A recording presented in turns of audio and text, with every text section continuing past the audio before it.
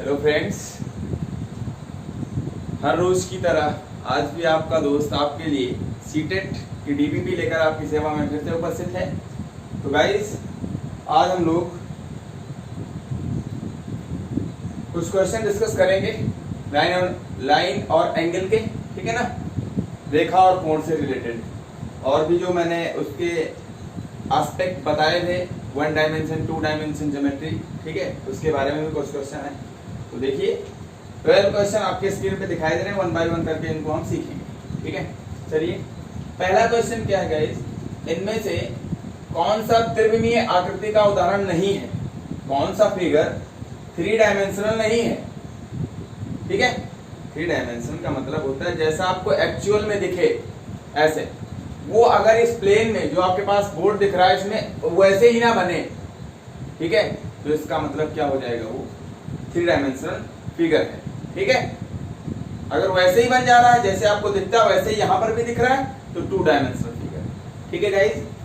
तो देखिए कह रहे हैं कौन सा 3 डायमेंशनल फिगर नहीं है, 3D नहीं है, 3D नहीं है। तो समचतुर्भुज आप बना सकते हो, ऐसे बनाते हो, ठीक है, इसमें चारों भुजाएं बराबर होती है, समचतुर्भुज ऐसे ही बनता है, ऐसे ही दिखता है, ठीक है। तो ये तो 2 डायमेंशन हो गया, कह रहे हैं 3 डायमेंशन कौन सा उदाहरण नहीं है, तो कौन सा हो जाएगा, पहला ही हो जाएगा, क्योंकि ये तो 2 डायमेंशनल है ना, द्विविमीय है, लंबाई चौड़ाई बस। दूसरे पे आते हैं, 2 डायमेंशन में 2 विमाएं होती हैं जबकि 3 डायमेंशन में 3 विमाएं होती हैं, अतः कमरा एक कमरा क्या है, 2D आकृति है, कमरा 2D होता है, कमरा 3D होता है, ठीक है। जहां पर भी आप जिस कमरे में बैठे हैं वो 3 डायमेंशनल है, क्योंकि लेंथ विड्थ हाइट होती है, ठीक है गाइस। तो इसका बी पार्ट इज करेक्ट, ठीक है। 4D कोई सेंस नहीं होता, नन ऑफ दिस से कोई मतलब है नहीं। थर्ड नंबर क्या है, वर्णिका एक लड़की का नाम है, एक पार्क में खड़े लोहे के खंभे, या लड़की लड़का कुछ भी कह सकते हो आप। वर्णिका एक पार्क में खड़े लोहे के खंभे में एक रस्सी बांधकर, ये कोई खंभा है इसमें एक रस्सी बांधा, ठीक है ना, चारों ओर चक्कर लगाती है, यहाँ से रस्सी बांध के, ये वर्णिका है, समझ लेना, वर्णिका ऐसे चारों तरफ घूम रही है, तो क्या बनेगा, एक सर्किल बनेगा, ठीक है ना। चक्कर लगा रही है, वर्णिका के पैरों से, जो पैर है उसका धूल में जो चल रहे हैं, जहां पर भी चल रही होगी, धूल होगी तो ज्यादा क्लियर हो जाएगा आपको, धूल में जहां जहां चले, जैसे जैसे पैर रख रहे उसको मीट करते जाओ, ऐसे ऐसे मिला दो, ये यहाँ पे बांध कैसे चल रही है ऐसे, तो क्या बनेगा, एक सर्किल बनेगा। सर्किल क्या होता है, 2 डायमेंशनल, ठीक है गाइस। तो वर्णिका के पैरों से किस प्रकार पथ बनेगा, जो पथ होगा, रास्ता होगा, वो कैसा होगा, वृत्ताकार होगा, ठीक है। आई होप आप समझ पा रहे हैं, छोटी छोटी मगर मोटी बात है, ठीक है। चलिए फटाफट शेयर कीजिए पहले तो दोस्तों के साथ, ठीक है। आप जितने भी गाइस वीडियो को देख रहे हैं जल्दी जल्दी से शेयर करते रहिए अपने दोस्तों के साथ, ठीक है। चलिए आगे बढ़ते हैं हम लोग क्वेश्चन नंबर 4 की तरफ। आपका दोस्त आपको लिए चलता है। हम अपने परिवेश में अनेक त्रिविमीय आकारों को देखते हैं, अपने चारों तरफ 3 डायमेंशनल फिगर को देखते हो आप, टमाटर हो गया, कुछ भी हो गया, आलू हो गया, एंड सो ऑन, कुछ भी देखते हो आप, ठीक है। घर हो गया आपका, आप जहां बैठो आपका सोफा हो गया, टीवी हो गया, फ्रिज हो गया, कूलर हो गया, एंड सो ऑन, ये सब क्या है, 3 डायमेंशनल फिगर, ठीक है। इनमें से कौन सा त्रिविमीय आकार नहीं है, आप कह रहे हैं जो ऑप्शन है उसमें से 3D कौन नहीं है। अभी मैंने बताया 3D पहचानने का तरीका, प्रिज्म, प्रिज्म क्या है, 3 डायमेंशनल है, प्रिज्म मैंने आपको अच्छे से बताया, ठीक है। पिरामिड, पिरामिड भी 3D है, गोला भी अभी बताया मैंने, ये भी 3D है। कमरे की फर्श, कमरे की फर्श क्या है, 2 डायमेंशनल, द्विविमीय, ठीक है। तो ये 3D नहीं है, तो ये तो आंसर हो जाएगा आपका। चलिए क्वेश्चन नंबर 5 पे चलते हैं। इनमें से कौन प्रिज्म है, चलिए कौन सा प्रिज्म होगा ये आपको बताना है। एक नुकीली कील, नुकीली कील हो इस तरीके से, ऐसे इस तरीके, तो ये प्रिज्म है नहीं भैया, प्रिज्म ये नहीं, ठीक है ना। प्रिज्म की बात करें तो प्रिज्म होता क्या एक्चुअली, कह सकते हो आप नुकीली कील को, बट थोड़ा सा दिमाग लगाना, ठीक है। प्रिज्म जैसे आप कहते हो, प्रिज्म की बात की गई है, तो दोनों तरफ क्या होना चाहिए,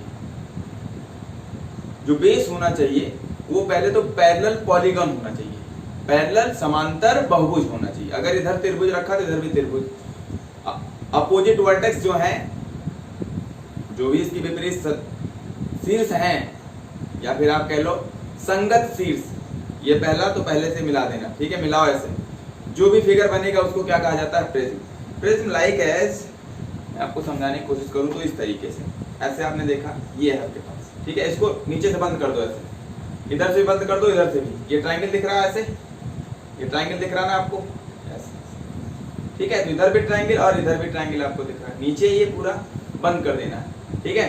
तो ट्राइंगल में 3 साइड, तो 3 रेक्टेंगुलर सरफेस, 1 2 3, ठीक है, और ये पूरा क्या कहलाएगा, प्रिज्म कहलाएगा, पूरा सॉलिड फिगर प्रिज्म कहलाएगा, ठीक है गाइस। तो प्रिज्म इस तरीके से होना चाहिए, कोई जरूरी नहीं कि ऐसे ही हो, ये ट्राइंगल की जगह स्क्वायर भी हो सकता है, ठीक है, कुछ भी हो सकता है, तो स्क्वायर प्रिज्म हो जाएगी, उसके बेस के आधार पे ही नाम दिया जाता है प्रिज्म का, ठीक है। तो ये तो प्रिज्म नहीं है क्योंकि नीचे कोई पैरेलल सरफेस तो है नहीं, ठीक है, तो इसका काम खत्म हो गया। बिना छिली हुई HB पेंसिल सपाट फलक युक्त, हाँ ये हो सकता है, ठीक है गाइस, देखिए बिना छिली हुई HB पेंसिल सपाट फलक युक्त, ठीक है, इस तरफ भी आप देखते हैं ऐसे ऐसे ऐसे पॉलीगन है, इधर भी वही सेम पॉलीगन होता है, ठीक है। आई होप आप पेंसिल उठा के चेक कर सकते हैं, सपाट है, ऐसे कट हुआ है, इधर से भी कट हुआ, ठीक है। तो आप देखते हैं इधर भी क्या है, कई पॉलीगन ऐसे बने हैं ऐसे, इधर भी क्या है, वही पॉलीगन सेम बना हुआ है, तो ये क्या है, ये प्रिज्म हो जाएगी। एक बॉक्स किसी भी तरीके का हो सकता है, वो प्रिज्म नहीं हो सकता, ठीक है गाइस। तो सिर्फ और सिर्फ ऑप्शन बी इज करेक्ट, ठीक है। आई होप आप समझ पा रहे हैं। निम्नलिखित में से कौन सा खुला वक्र है, खुला मतलब कहीं आप इसके अंदर जाएं तो बाहर निकलने की जगह हो आपके पास। चलो यहाँ पे जाते हैं, यहाँ पे अगर आप चले गए तो यहाँ से बाहर नहीं निकल सकते, यहाँ से यहाँ चले गए तब बाहर नहीं निकल सकते आप, इसमें यहाँ चले गए तो बाहर नहीं निकल सकते, यहाँ चले गए तो बाहर नहीं निकल सकते, इसमें भी बाहर नहीं निकल सकते, ठीक है ना। आप यहाँ जाएंगे तो देखिए यहाँ से बाहर निकल जाएंगे ऐसे, तो इसका मतलब ये क्या है, खुला वक्र है, ठीक है, जाने का रास्ता। क्वेश्चन नंबर 7, 2 डायमेंशनल आकृति का उदाहरण नहीं है, इसमें इन चारों में से कौन से 2D फिगर नहीं है, द्विविमीय आकृति नहीं है। तो ये तो जैसे दिखता है ऐसे ही दिख रहा है, ये भी वही है। ये क्या है, ये शंकु है। शंकु क्या होता है, इस तरीके से शंकु की मतलब जोकर की टोपी आपने देखी है ना, नीचे ऐसे ऊपर से ऐसे होती है ऐसे, ठीक है ना। तो इसका मतलब वो 3 डायमेंशन जैसे दिखती है वैसे यहाँ बन नहीं सकती एग्जैक्टली, ठीक है, क्योंकि ऐसे रखोगे तो बाहर निकली रहेगी, तो प्लेन में नहीं बन सकती। प्लेन क्या होता है, 2D होता है, तो इसका मतलब यहाँ बनाया नहीं जा सकता, जैसे दिखता है वैसे यहाँ बना नहीं सकते, इसका मतलब वो क्या है, 3 डायमेंशन। तो ये हो जाएगा 3 डायमेंशन, सी पार्ट करेक्ट होगा इसका, ठीक है। क्वेश्चन नंबर 8 पे आते हैं गाइस। तो आई होप आपको समझ में आ रहा होगा, समझ में नहीं आ रहा तो कमेंट में बताइए सर समझ में नहीं आया, ठीक है। आगे बढ़ते हैं। एक वर्गाकार आधार पर राजीव द्वारा बनाए गए पिरामिड में कितने त्रिभुज बनेंगे। एक वर्ग आधार जो है पिरामिड का, पिरामिड मैंने बताया था क्या होता है, कोई नीचे पॉलीगन ले लिया आपने, ठीक है, ऊपर एक पॉइंट ऐसा लिया कि इस पॉइंट की सभी वर्टेक्स से, सभी शीर्षों से, जो आधार का जो भी आपका बहुभुज है उसके शीर्षों से दूरी समान हो, बस जो भी फिगर सॉलिड बनेगा ऐसे जो भी बनेगा वो क्या होगा, पिरामिड होगा, ठीक है। तो कितने त्रिभुज बनेंगे कह रहे हैं, तो जितना आधार में भुजाएं होंगी उतने ही त्रिभुज बनेंगे, इस बात को दिमाग में रखना है। जैसे नीचे त्रिभुज बना दिया मैंने ऐसे ऐसे ऐसे, ठीक है, अब ऊपर एक पॉइंट लिया, इसको शीर्ष से मिलाया, इसको शीर्ष से मिलाया, इसको शीर्ष से मिलाया, तो एक ये एक ये एक ये, तो इधर भी एक त्रिभुज इधर, एक त्रिभुज इधर, 3 त्रिभुज बने। तो 3 जो आधार है उसके पास कितनी भुजाएं हैं, 3, तो कितने त्रिभुज बने, कितनी त्रिभुजीय फलक बने, 3, ठीक है। एक त्रिभुज नीचे ही बनेगा, तो त्रिभुज वाले में हो गया। यहाँ पे क्या कह रहे हैं, एक वर्गाकार आधार पर, आधार कैसा वर्ग है, वर्ग में कितनी भुजाएं, 4, तो 4 त्रिभुज ऐसे ऐसे बनेंगे, ठीक है। नीचे तो वर्ग हो गया ना, तो त्रिभुज कितने बन रहे हैं, 4। आई होप आप समझ पा रहे होंगे गाइस, ठीक है।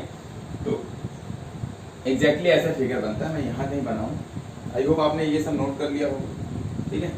चलिए इसको नोट कर लिया, यहाँ पे बना के दिखा रहा हूँ इस तरीके से, एक वर्गाकार ये बना, यहाँ पे एक ऐसा पॉइंट लिया, एक ऐसा पॉइंट, जहाँ से ये डिस्टेंस ये डिस्टेंस ये डिस्टेंस और ये डिस्टेंस सभी सेम है। अब देखो जूम करके देखना आप, मैंने कहा ABCD, एक पॉइंट P है जहां से ये डिस्टेंस वर्टेक्स की डिस्टेंस ये सब सेम है, ठीक है।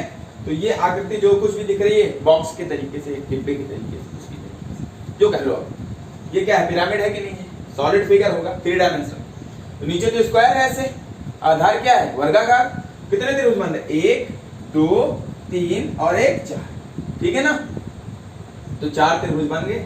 तो कितने त्रिभुज बनेंगे इसमें, 4। वो डिपेंड करेगा आधार कैसा है। अगर पंचभुज होगा तो 5 त्रिभुज, आधार में कितनी भुजाएं, यहाँ पे 4 है तो 4 त्रिभुज बन रहे हैं। पंचभुज होगा तो 5 त्रिभुज बनेंगे, षष्ठभुज होगा तो 6 त्रिभुज बनेंगे। आई होप आप समझ पा रहे होंगे। 6 फलक जो होंगी वो त्रिभुजाकार होंगी, ये मतलब। क्वेश्चन नंबर 9, यदि दो कोणों की मापों का योग एक ऋज कोण की माप के बराबर है, इनमें से एक न्यून कोण है, तो दूसरा कोण क्या होगा। ठीक है गाइस, चलिए समझते हैं इस बात को, बड़ी इंपॉर्टेंट बात है। आई होप आप कर भी लिए होंगे क्वेश्चन, पर जो भी लोग नहीं कर पाए वो समझें। दो कोणों की मापों का योग एक ऋज कोण की माप के बराबर है।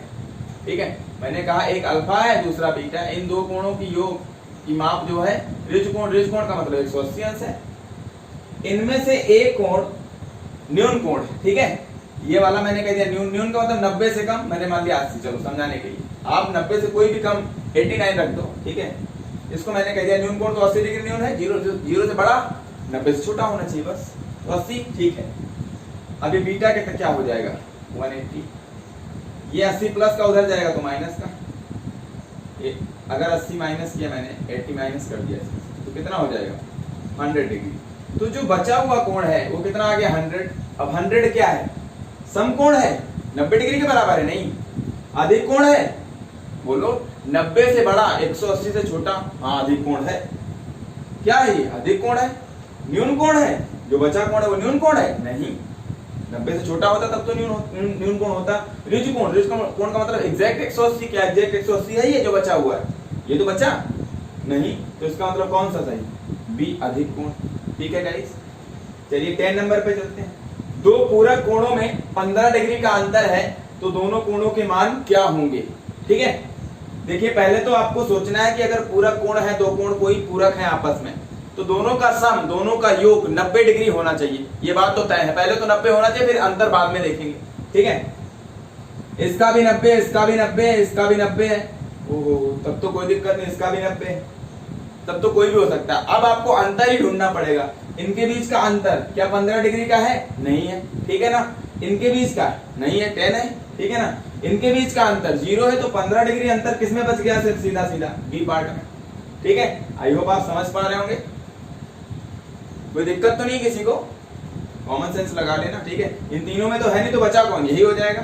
ठीक है, 11 नंबर पे आते हैं, 11 नंबर क्वेश्चन पे। 120 डिग्री के संपूरक कोण के दोगुने का मान क्या होगा। कुछ नहीं करना है, कॉमन सेंस का सवाल है ये सब। ठीक है, देख के आंसर आप लगा सकते हैं अगर आपने थोड़ा बहुत भी मेरे लेक्चर को देख चुके हैं तो। 120 डिग्री का संपूरक मतलब दो संपूरक कोण है, तो उनका योगफल कितना होता है 180। पूरक में 90, संपूरक में 180 होना चाहिए। तो 120 में कितना जोड़े, 60 डिग्री, तो 180 हो जाएगा। इसका मतलब 120 का संपूरक कितना हो जाएगा 60 डिग्री। ठीक है गाइस, तो 120 का संपूरक जो होगा, संपूरक 60 डिग्री होगा। 120 का संपूरक क्या होगा 60 डिग्री।